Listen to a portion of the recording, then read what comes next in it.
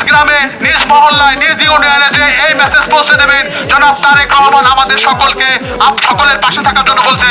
জাতি, বর্ণ, ধর্ম এবং মতাদর্শে যে যে যেখানে থাকুক প্রত্যেকে আমরা ঐক্যবদ্ধ থাকবো ইনশাআল্লাহ।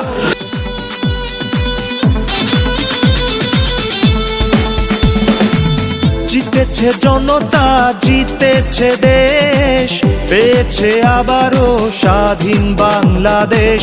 জিতেছে জনতা, জিতেছে দেশ, পেয়েছে আবারও স্বাধীন বাংলাদেশ। স্বৈরাচার দেশ ভালোবাসার, স্বৈরাচারের দিন শেষ।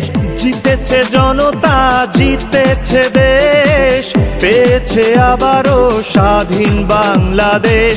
জিতেছে জনতা, জিতেছে দেশ, পেয়েছে আবারও স্বাধীন বাংলাদেশ।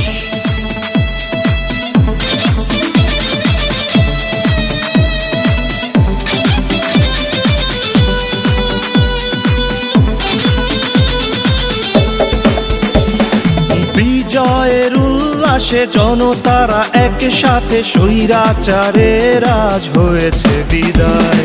চাষামুটে মজুরের দেশটা যে আমাদের, দেশটা তো কারো বাপের নয়। নেই স্বৈরাচার দেশ ভালোবাসার, স্বৈরাচারের দিন শেষ।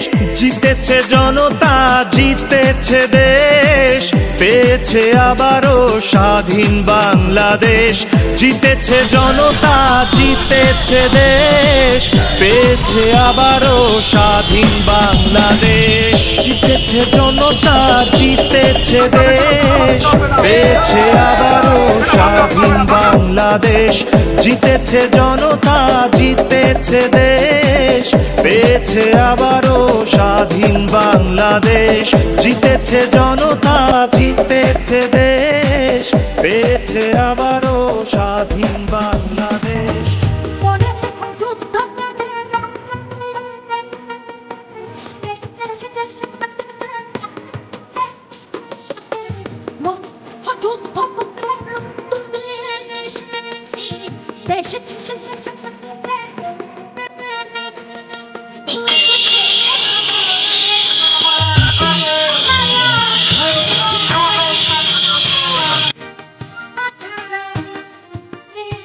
আমাদের থেকে বেশি কিন্তু নির্যাতনের শিকার হয়েছেন জনাব তারেক রহমান।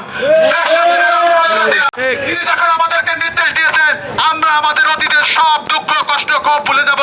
দেশনেত্রী বেগম খালেদা জিয়া এবং তারেক রহমানকে নেতৃত্ব মেনে আগামী দিনে প্রত্যেকটি ওয়ার্ড, প্রত্যেকটি মহল্লা, প্রত্যেকটি ইউনিয়ন, প্রত্যেকটা জায়গায় আমরা জাতীয়তাবাদী পরিবার, এখানে দেখেন তাঁতি দল, ছাত্র দল, যুব দল, স্বেচ্ছাসেবক দল, মহিলা দল সহ বিভিন্ন অঙ্গ সংগঠনের জেলার নেতৃবৃন্দ এখানে উপস্থিত আছে।